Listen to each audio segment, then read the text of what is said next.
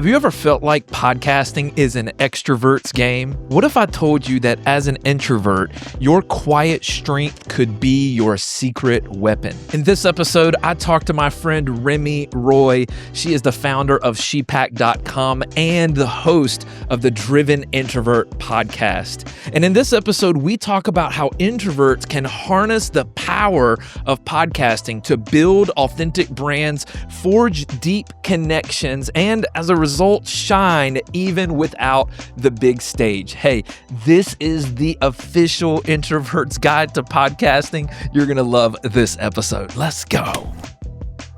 Remi, welcome to Making Varsity. Let's go.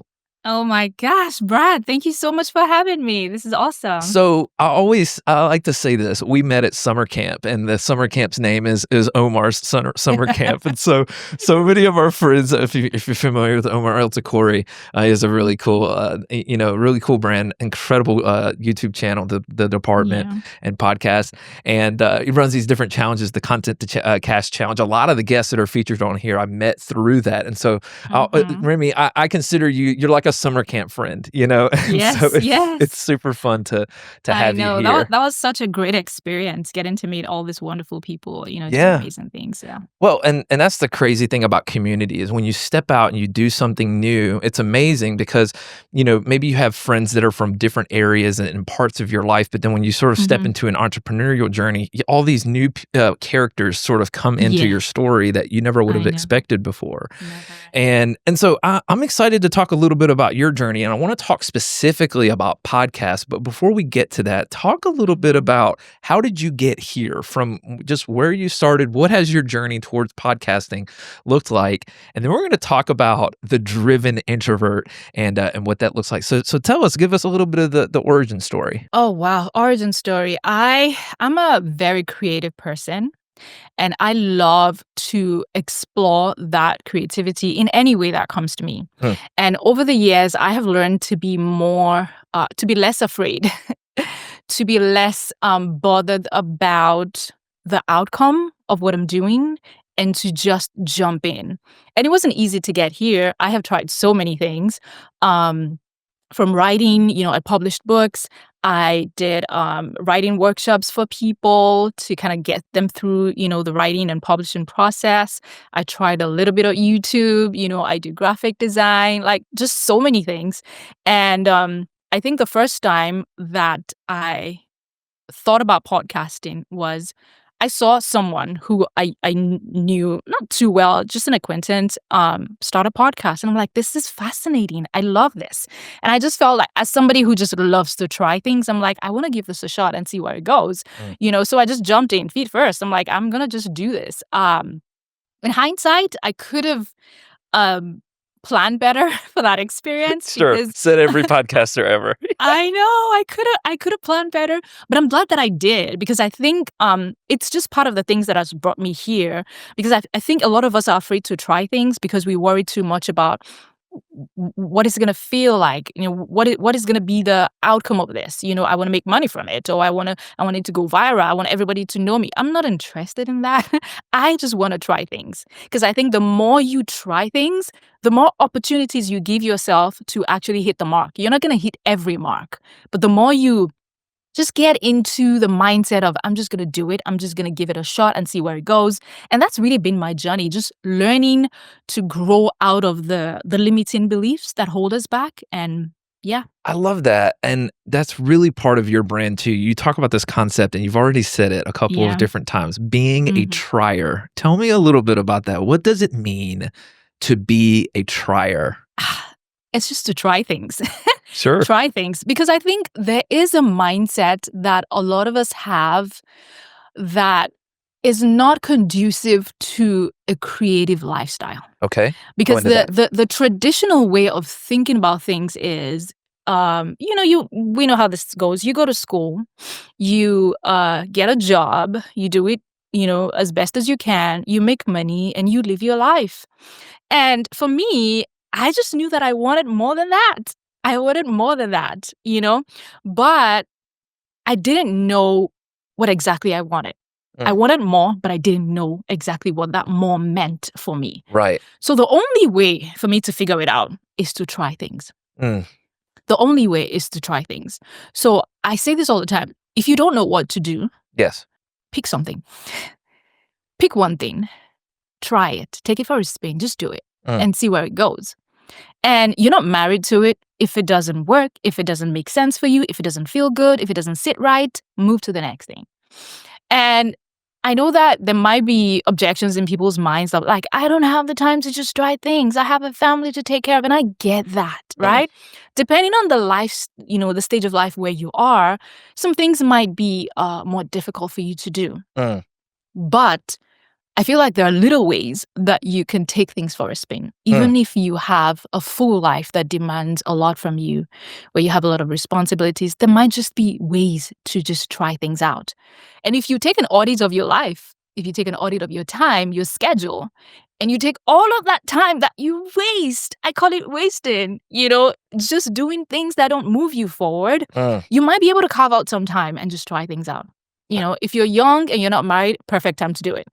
But even if you have a full life, you have kids, you can figure it out. So for me, trying is just trying. Just do something. I love that. And I think that's such an important mindset. And I don't know if you know this about me. My career before stepping out into marketing was full-time ministry. And I worked specifically with leading interns for many years. So youth and young adults. And a lot of what we did was this very thing. It's mindset stuff. And one of the projects that we would do, these were 17-year-olds, and we actually did a full-on Shark Tank experience. And so the students would work with business coaches to put together kind of a skeleton, business plan.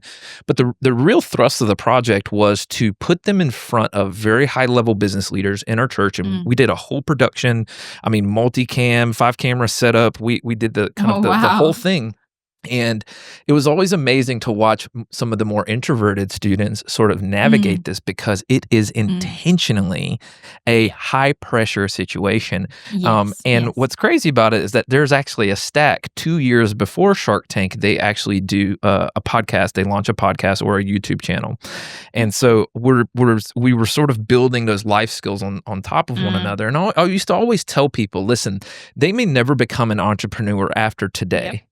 But it's very similar to like the life of David, where he says, hey, I've killed the lion and the bear, so what is this giant? So we used to always say, hey, it actually doesn't matter if you become a business leader. If you can stare down the Shark Tank, you can say, hey, I've faced the Shark Tank. What's this Chick-fil-A job interview? Like, I don't have to worry about that, And I love that. I love what you're saying, because I think that's so important, because it is a life design situation of you've got to put yourself in situations to try things. Otherwise, you may miss out on the opportunity to discover the thing that you were meant to do. Right? I love it. So tell me 100%. How podcasting, like what was that feeling, maybe that trigger where you mentioned, oh, I'm fascinated by this. Like, what made that different to where it quite literally shifted your career, even, these next steps that you're taking these days? What was it about the medium that struck you in such a way? Because you had designed a life where you're trying these new things. Now, podcasting. So why podcasting? Gosh. I think I might have to reflect on this a little bit to kind of tease out, what that might be. But that's okay. When we I have think time. about it, I know. When I think about it, I think a huge part of it was also my master's program. I have What's your a master's in? Emerging Media and Communication. Okay. At the University of Texas at Dallas. And when I did that program, I think it just opened up a portal, so to speak, in my mind of what was possible with creativity and where I could go with the things that I'm really excited about. Before I got into that program, I'd been a writer for a while. So that was my main form of expression, was writing. And when I got into this program, we had this class where we had to tell a story in different mediums. So in text, in images, in video, and in audio. And I remember what I chose to do was talk about African trailblazers. or who are of African descent. And I remember I did that and I looked for stories online and I put it together. I did a video. I did like an image, kind of like a collage kind of thing. I did a text, which is almost like a choose your adventure type thing. And it was such a fun experience. And when I got to the audio part of it, I think there was something, I didn't know it at the time, but there was something about that process. Figuring out, I think I used Adobe Premiere. It was the first time that I was using it, and figuring out how to kind of tell the story, how to edit the clips that I got, because I used found footage and audio, and how to edit it together. I thoroughly enjoyed that process. And even when it came time to present my project, it was exciting for me. And then it was after that, a year after, I think a year or two after, that I found a friend online who started a podcast. And I don't know, I think the pieces just came together. And I'm like, it just connected in my brain. Because for me, it was like, okay, I've been writing, I've been expressing myself creatively in this way.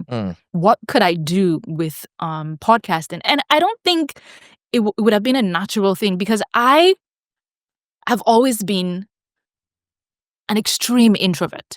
The kind of introvert that will enter a room and go straight to the back and never talk to anyone. That was me. Yeah. So for me to think that I would enjoy talking, I don't know where that came from, because I've never been the talker. I've never been the kind of person who likes to talk, but I think just the process of growing and putting myself in situations where I wanted to do more and being open to what was possible, and knowing, just having that growth mindset that I may not have the skills for this today, but I can learn. I can figure it out. I can move forward. I think that's, part of it for me. There are so many ways that angles that I could take at that, because I'm super passionate even about educational design, and just talking about how you mentioned it was like an unlock for you of it just how the project was designed. There are very lazy ways that a teacher or an instructor could go about delivering that same learning outcome.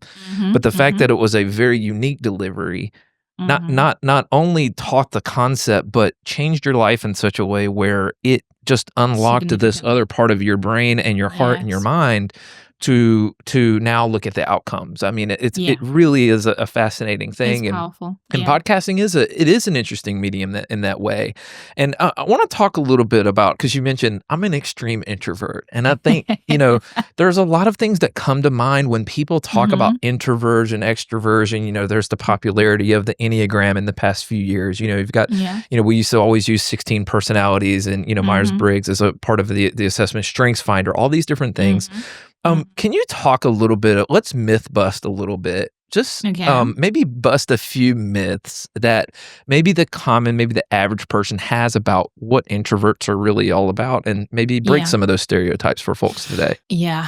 Let's start with the way that I look at introversion is, I think it's a way of being that prioritizes reflection, deep connections, alone time to recharge.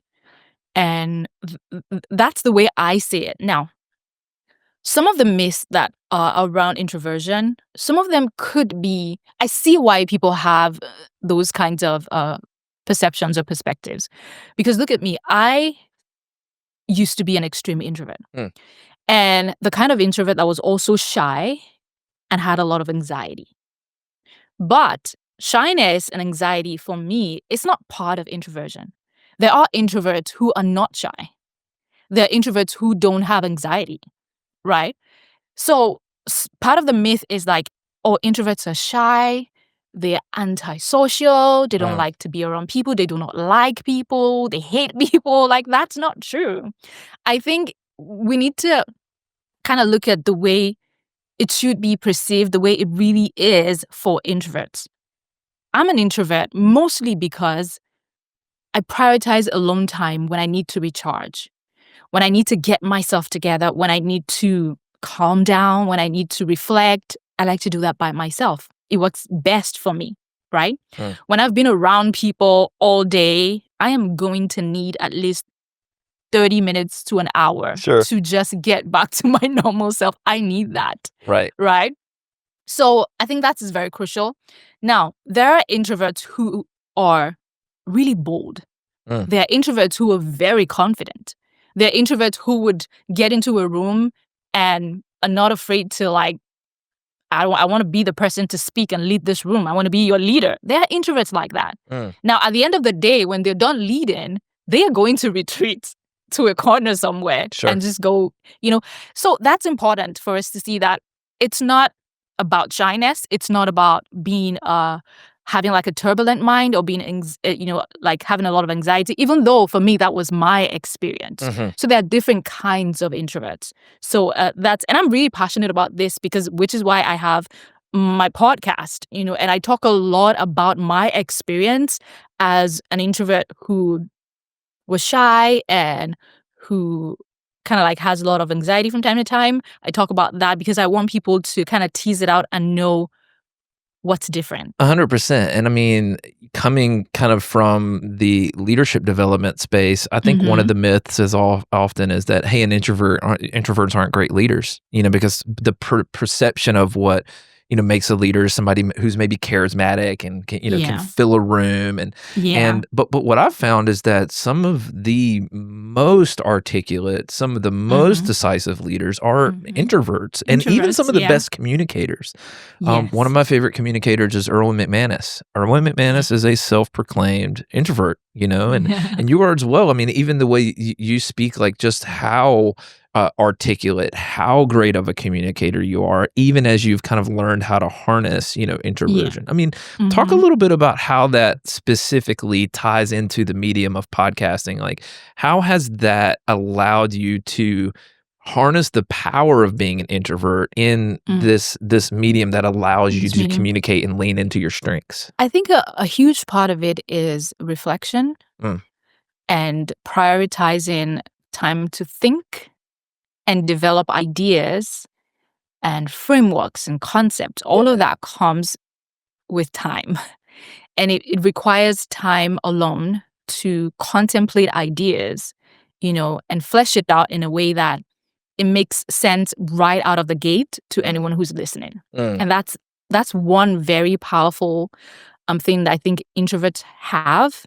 And when I see introverts who are not harnessing this power, I feel like there's a missed opportunity here. There is a very real and powerful way that you can show up in the spaces that you already are, and the spaces that you want to make an impact by just paying attention to the skills, I call it skills, that you already have as an introvert. Sure. A lot of people cannot sit down for 40 minutes to 1 hour at a time, just contemplating, writing, reading. They have to get up and go do something. Sure. Like, what am I doing? Yep. I can do it for 5 hours straight. Yes. Right? And I think that's the strength that I bring to my platform, to podcasting. And I think it's really helped me to learn really how to be a better communicator. Absolutely. How to better speak to the things that my audience needs, how to better package ideas in a way that makes sense. So I think it's important for anyone who feels like, oh, I'm an introvert, but I don't know how to show up in these spaces. I don't know you already have what it takes. Yes. You already have it to be a great communicator, to be someone who can pass across ideas in a way that makes sense. You already have it. Just lean into it, and having a growth mindset is very important. There will be parts of it that you, so for instance, I remember when I was doing my master's program, I was still very, very shy. It was not easy for me, but I realized that I want to succeed in this project. Sure. I want to succeed. I want to do my best. I want to learn. I want to show up. Yeah. So how can I best do this? Even though I have all of this limiting mindset at the time. Okay, I'm going to dig deep. I'm going to find time, create time to really hone my craft. And what did that mean? Every time I had a presentation, every time I had to do anything that was, outward facing, that I had to talk to people and communicate, I took extra time to prepare. because I knew that I'm not the kind of person who can talk off the fly like that. I'm getting better at it now, but at that time I was not. Yes. And I remember during our presentations, I would see people who would come up and, because they're just, they're confident, naturally confident, they're Yes. bold, and they did not do the best job. Not because they weren't able to communicate what they wanted to, but it wasn't put together Yes. in a way that it has a beginning, a middle, and an end, and it just makes sense. For me, I wanted to be able to create that kind of impression for my listener. Yes. So I knew I had to prepare. And it took a lot of time for me to prepare. I would rehearse my presentations because that was the only way for me to get used to the feeling of being, a communicator, like constantly knowing that at the drop of a hat, I should be able to explain my ideas and my concepts. Yes. And some people feel like, oh, if you're a good speaker, you shouldn't have to prepare. I don't believe that. No. I don't believe that. I don't believe that. I think sometimes we prioritize, somebody who can just talk off the fly and just, whatever. You don't need any, I need a lot of that.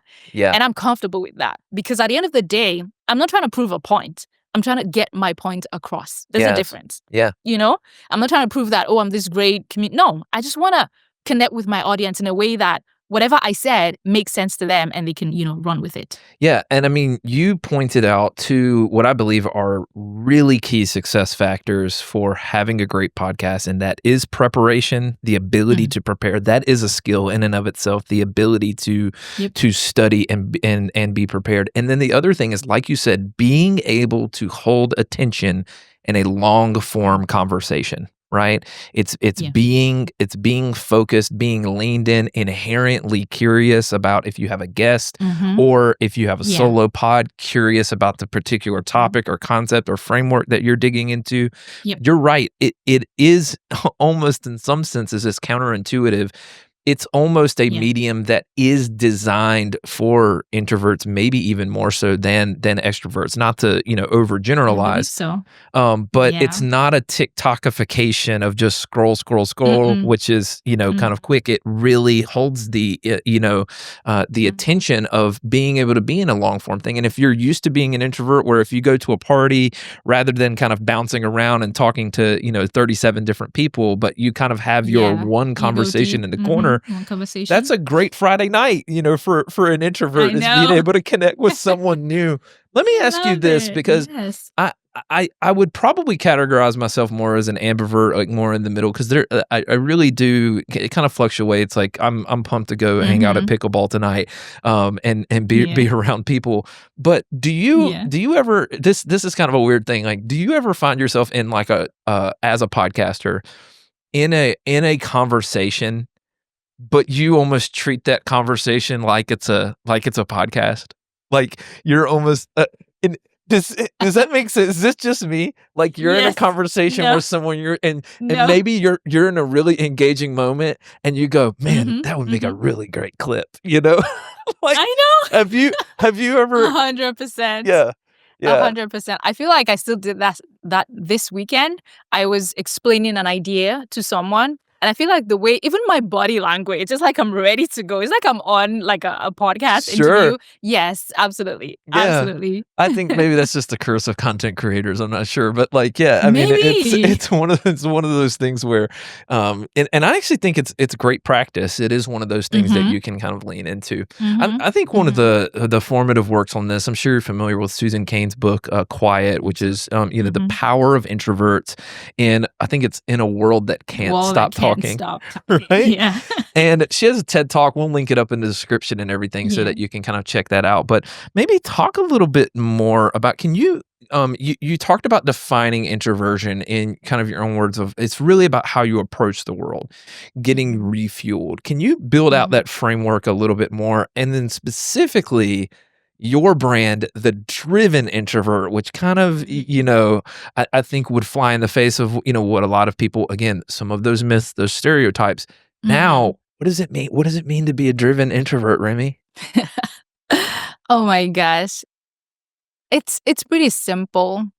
I look at the juxtaposition of being, I'll use myself as an example because I'm an expert in myself. Sure. Being an introvert, the kind that doesn't see myself. And I bought into the myths for so long, that doesn't see myself as a leader. I didn't see myself as the kind of person who could communicate ideas. I didn't. 100%. I did not. But also knowing that even though I didn't see myself as that person, somehow the things that I was drawn to, the things I wanted to explore required me to be that. So I have these dreams and goals and ideas that I want to chase. But then I feel like I'm not the kind of person to chase them. Like, where does that leave me? So it's this constant tension between the things I want to do and my ability to actually do them. So the driven part is where those two things connect. Are you motivated enough to pursue those goals, those dreams and ideas, that you would do whatever it takes to grow into the kind of person you need to be to get there? And those are the kind of introverts I'm talking to. Yes. Those are the kind of introverts I really want to light a fire under them to know that the resistance would come in that space. You know that you need to grow to be this person, but the time it takes is a lot. The commitment it takes is intense. The learning you have to learn, you have to be humble to know what you don't know, to acknowledge what you don't know, to be able to grow into who you need to be. Are you willing to do that? I think that's where a lot of people fall short. Because you have all these dreams, I wish I could do this. But will you do what it takes to actually get there? What if I told you that your voice could be the most powerful asset in your business? And what better way to use your voice than starting a podcast? In fact, a comprehensive podcast strategy could be the missing link in your business's marketing mix. But how do you get started and how do you make sure that it actually works? That's where my team at Made by Varsity can help. Made by Varsity is a full-service podcast agency that helps brands and entrepreneurs establish trust, build connections, and grow their business. So whether you need coaching and consulting to get set up, or you need turnkey solutions to manage and market your show from week to week, we've got you covered. Just head over to madebyvarsity.com and book a call with me today. All right, back to the episode. So let me ask you this, and I think I know the answer, but how much of your community, the people that you're serving, is the thing that actually drives you past that point of discomfort? 100%. I mean, I have a picture in my mind. Actually, when I started, it wasn't exactly when I started, because every time when you start something, you're feeling it out. You don't know exactly who your audience is going to turn out to be. Sometimes you have an idea, but as you go, you're like, oh, okay, I see who this is really talking to. Yeah. And there's someone in my mind, and that's my avatar. And it's a real person that I met on a coaching mentorship call. Wow. And the things that we went through and we talked about, I'm like, this is horror. I'm like, this is horror. And so that picture in my mind motivates me. Yeah. Because I have my own experience, but my experience is my experience. I want to make an impact on other people's lives. Sure. And that picture of that person in my mind motivates me to keep doing this, because I know the person, I know what they need, so to speak. I'm not, trying to be like, but I know what they need, what could help them to bridge that gap. Absolutely. And that's, that keeps me going. And I love what you're saying there, because I mean, when you have that servant mindset, when you're serving an audience, you're not doing something to impress, but to serve. It helps you push past those maybe points of discomfort. It pushes you into those areas of growth mindset. I mean, my pastor used to say all the time, listen, Saturday in Tampa, it's nice. Like, yeah, I'd rather sit by the dock sometimes. But hey, pulling myself in for a Saturday night service, to be able to serve hundreds of thousands of people, that it's worth it because of being able to, to serve other people. And I think that it's an important mindset. And I mean, can you talk a little bit about what were some of the barriers specifically around podcasts that you had to overcome? Maybe it was the tech, maybe it was speaking to a camera, maybe it was the sound of your own voice, maybe it was, connecting and reaching out to other people. I mean, what were some of the things about the medium specifically that were challenges that you had to overcome as an introvert? I think for me, because I started my first podcast in 2016. It was that time when it was still iTunes and you had to like upload the thing, one file at a time. Yeah. It was shout out to Pat Flynn of smart passive income. I followed his tutorial Pat Flynn. to the T That's because a that's all I had. OG Pat Oh, Flynn. gee, Let's yes. go. I followed that tutorial, step by step because that's all I had to go by. And at that time, I remember there were so many things. I just was running on adrenaline. I was excited to do it, but then there was so much I didn't know. The tech was one of it because I didn't know anything about mics and all that. I actually had to go to the public library. I'm like, I need this. And I'm like, they just told me, okay, go into this room, use the mic, use the this. I just used the mic. It sounded horrible. The Yeah. audio was crappy. Yeah. It was. Wait, your library had a podcast studio?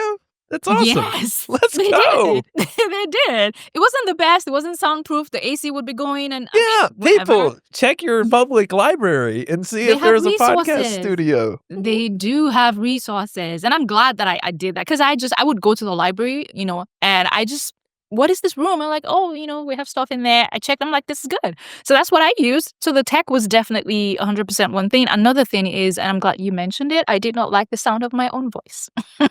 It was a big deal. I remember when I would do the podcast and when we would be driving to church or whatever, and my husband would play the podcast, I'm like, please don't do that. Please turn it off. Don't play it. Because I could not listen back for some reason. It was hard for me. Another part of it was figuring out how to promote the podcast. I really didn't know how to do it at the time. I had no idea. And things are better now. There are more tools. We didn't have all of these tools at that time. So I didn't know what to do. All I did was create a graphic and throw it up on Facebook. Yeah. And nobody listened. Sure. So it was hard. Yeah. It was hard. I didn't know how to talk about it to people. Because again, I'm an introvert. I don't like the spotlight to be on me. So when I'm in a conversation, I'm not going to tell you I have a podcast because that feels like self-promoting. Well, let's talk about that. I wanted to press on that a little bit because marketing your podcast is 50% of the work. A lot of times, like we go through this effort of, okay, set the cameras up, the audio, and the lighting and everything, and then we get the edit and everything's good.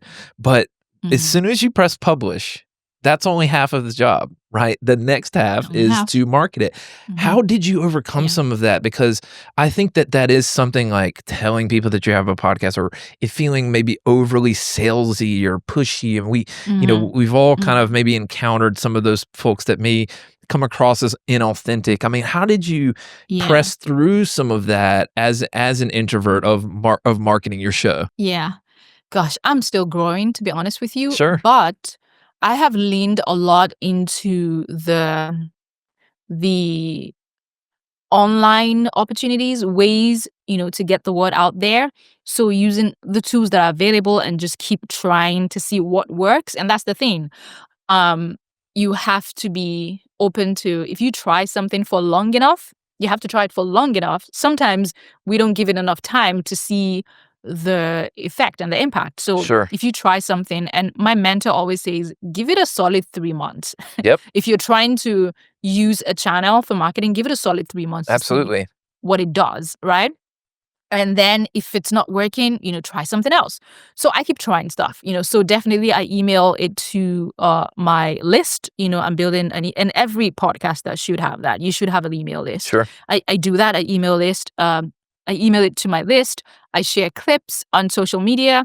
There are different schools of thought for this. And I think I've found it to be true that sometimes it doesn't really lead to a lot of conversions from your social media when you share clips to the podcast itself. But it's good for visibility. It's good for brand awareness. It's good to keep, being top of mind for the people that already follow you. Absolutely. So that's helpful. And even drilling down into that, I figured out sort of like a more efficient way to create these clips. Because what I used to do before was I use Canva a lot just because it's easier than, the tech-heavy stuff. And I don't have a lot of time. I have just very little time to get this out. Right. So I have like a template in Canva that I use. I put the video in, and then I look at, okay, this is the clip, the audio clip that I want, and I cut it out and I put it there. And I don't even do that anymore. Now, I pretty much use my iPhone. So I am always recording behind the scenes. So when I'm doing something and I'm on a call like this, I record. And Omar was really, big in kind of telling us to do this, Right, video content. Yeah. Yeah. So that's what I've been doing. So I record behind the scenes, and then I kind of I overlay the audio onto the video, the B-roll that I have on the iPhone, and I do that while I'm playing the podcast. I do a screen recording. Yep. It's just easy. I can do it 30 minutes while I'm getting ready to go to bed or whatever. Of course. To prepare for the next day. So the thing is, you just have to keep figuring out what works for you and how you can kind of lean into what works. Now, in terms of other like one-on-one connections, I try to tell people about it as much as I can if it fits into the conversation. Yeah. I'm not gonna if we're talking about something totally different, I'm not gonna if it fits into the conversation, then I can tell you about, I have a podcast and this, and people can kind of get to know it that way. And I'm also, part of it is the speaking, right? Constantly looking for opportunities to speak, opportunities to talk to entrepreneurs, to talk to podcasters, creating community, just continuously doing that. And that has required me to really get out of my comfort zone as an introvert. The other digital stuff, I can do that in my room. It's not a big deal, right? Sure. I just need to get over the fact that, people are going to be seeing me online. And that's another thing I had to get used to. Yeah. Because for some reason, I used to think that when somebody comes to your page and they see it's all your face, like it's too much. And I'm like, it is my page. It's fine. What do you want me to do? What do you want me to do? It's my page. Anyway, I had to get over that. So those are the things that I do. And I'm leaning into the speaking now, and just looking for opportunities to speak to groups, to entrepreneurs, whatever. Sure. And all of that helps, get the word out about the show. Yeah. And I mean, building community and having a community around your brand is so important. I've even kind of watched you like going to conferences and connecting and reaching out. And it's like, wow, look at Remi. And I think it's so important for us podcasters and content creators to support each other. I mean, anytime I see any of our Omar summer camp friends posting something, I'm commenting. I'm like, hey, I will be the first to subscribe. I will be the first to review because we need that. I mean, even something as simple as podcast reviews, we know that drives up the ranking. And one of the most simple things that you can do is to go leave a review for your friend that has a podcast. That's the hard thing too, is because I don't know, almost sometimes the people who know you best support you the least when it comes to content creation. Is that fair? Like, is that unfair? I mean, I feel like it's just what it is. Yeah. Because look at what Jesus said. If I can remember his quote very well, as a prophet does not, what is the thing? Is a prophet's not welcome in his hometown. Yeah. Yeah. It's the familiarity. It's just the way it is. But what I say to that is keep working. Yeah.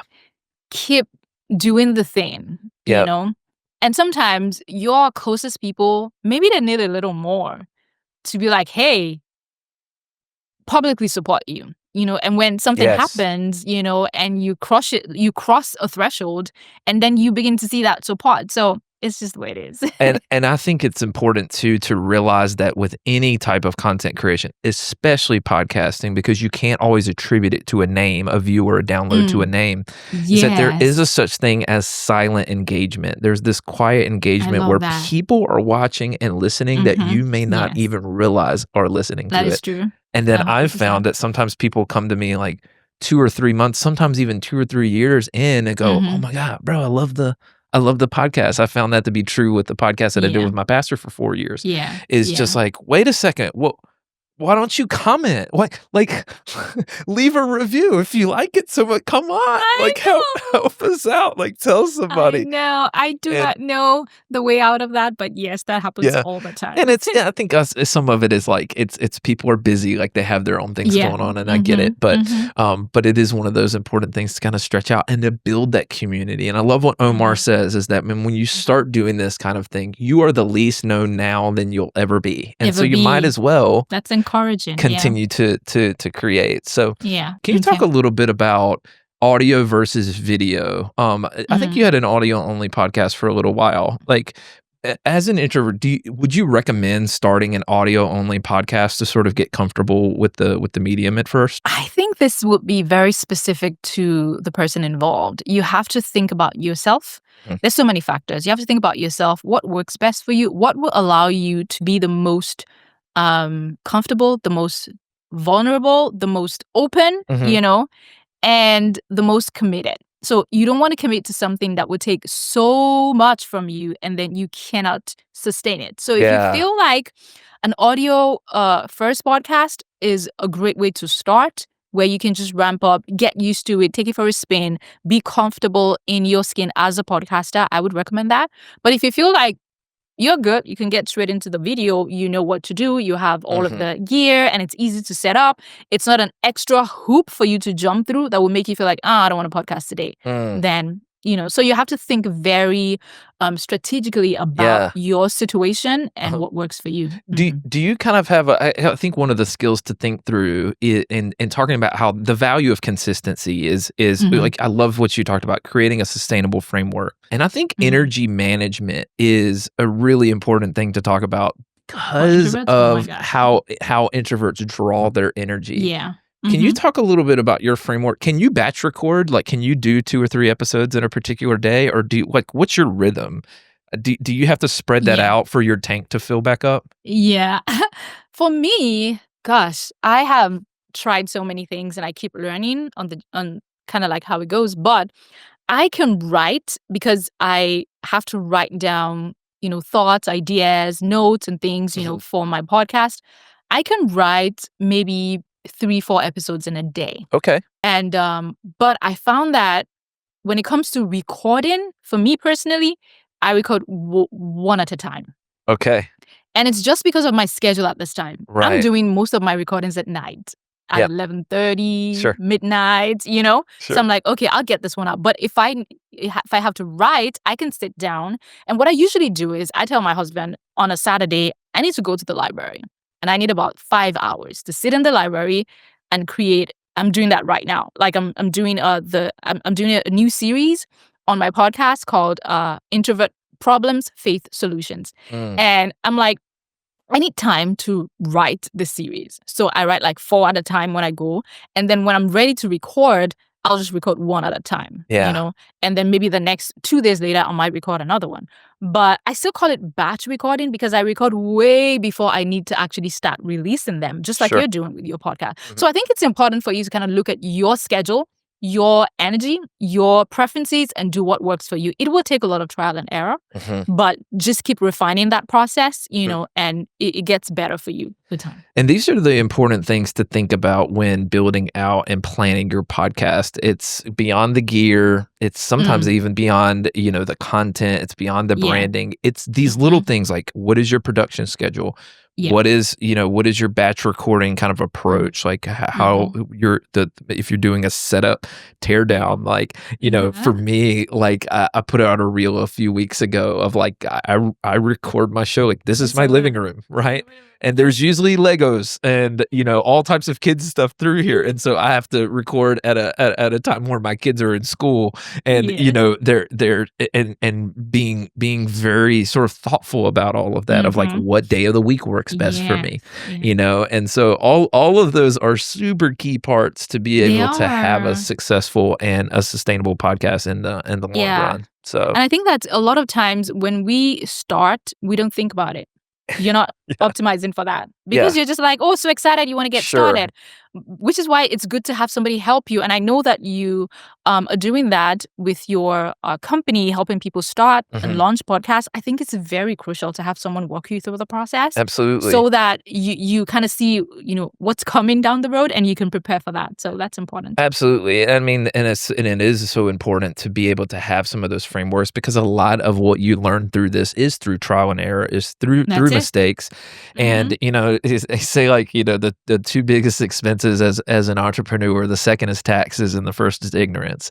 And so like it's so true even for this space too. And it's like, gosh, if you can just save yourself some of that headache you have the resources to do it, to do You that, do. it's major. So talk a love little bit about kind of what you're up to next. I mean, just around, building community, like what does the next step look like? You've got a really, really cool podcast community that you're starting to build out. So I'd love to know a little bit about that, how we can come Yeah. alongside of you, support you, and then Or of course go like and subscribe to the I Driven Introvert as well. So I know. Oh, thank you so much. So, when I decided to really, really go deep on podcasting, I kept my eyes and my ears and my heart open to like, what do people need? What do I need as a podcaster? And I realized that one huge thing is community. yeah, Because a lot of us are creating in isolation.